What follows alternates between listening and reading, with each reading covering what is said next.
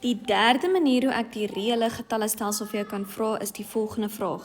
Bereken die getallestelsel. Getallestelsel, daai woord sê vir jou, ek moet sê of iets natuurlik, telgetal, reëel ensovoorts is. Van die uitdrukking vierkantswortel x kwadraat plus 1 gedeel deur x minus 1. Indien x se element is van minus 2, 0 en 3.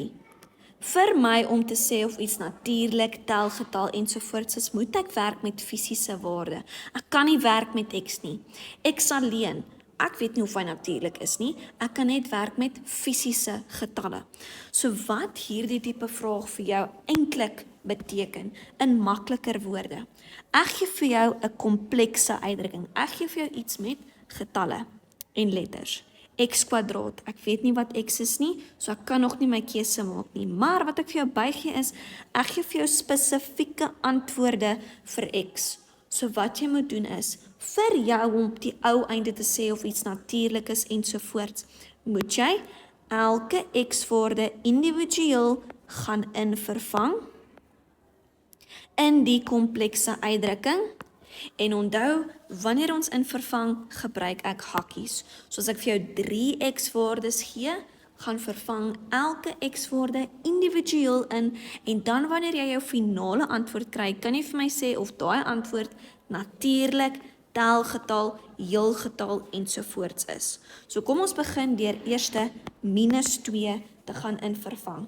Wanneer jy invervang, verander jy orals waar jy 'n x sien, verander jy in minus 2.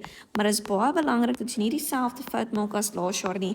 Jy moet vir my jou hakkies wys. So x kwadraat verander na hakkie minus 2. Sluit die hakkie, as x kwadreer word minus 2 in hakkies ook gekwadreer.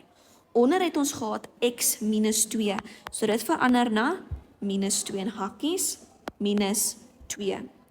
Hierso nou het ek nie genoeg inligting om my finale antwoord die getallestelsel te gee nie. So, selfde soos die tabel, gaan werk hierdie komplekse uitdrukking verder uit en werk met jou finale antwoord. Ons gaan eers gou ons teller binne in ons vierkantswortel gaan bereken. Minus 2 kwadraat gee vir jou 4 en 4 plus 1 gee vir jou 5.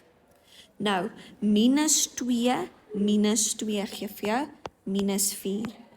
En nou kan ek hierdie antwoord gebruik om te sê, is dit natuurlik ensovoorts. Wat ek duidelik kan sien is, daai minus is onder 'n vierkantswortel. Dit beteken dit kan net een getallestelsel wees. Hierdie is iets wat ons noem nie reëel. Nie reëel is wanneer ek 'n minus onder 'n vierkantswortel het.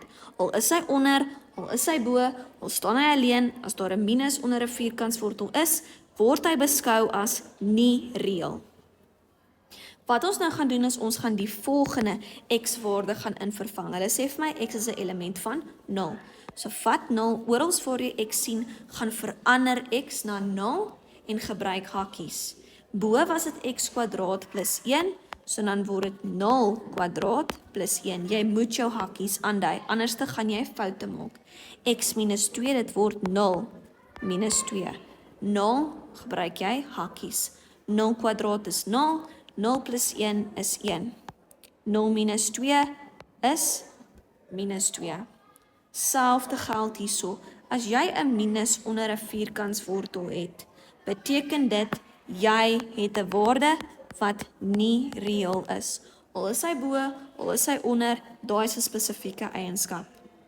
Derdens, moet ek 3 gaan invervang in die uitdrukking.